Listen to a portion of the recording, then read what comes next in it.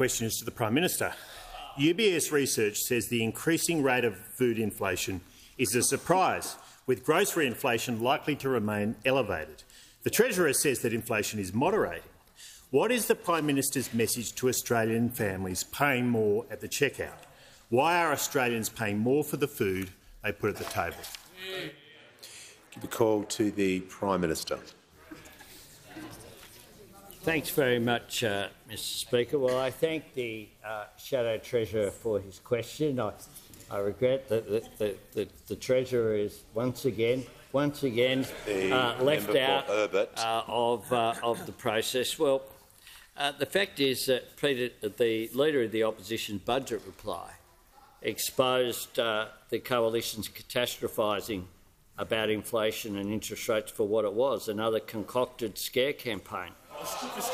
Not only has the opposition backed most of the budget measures, they failed to come up with a single save.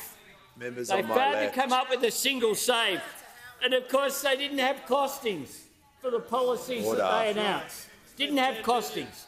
And I'll tell you how you take pressure off inflation. You take pressure off inflation by turning what was a coalition-predicted $78 billion deficit into a projected $4.2 billion surplus. That's how you take pressure off inflation, by making difficult decisions, by banking most of the revenue gains which had been there, and by making sure that you hand down a responsible budget. That's what we did. And when we announced alternative policies, such as our childcare plan, we actually got them costed beforehand.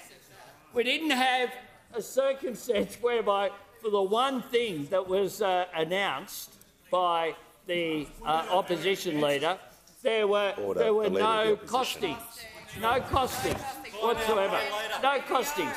And then there was, of course, no savings whatsoever, a bit like their 2022 budget, no savings whatsoever.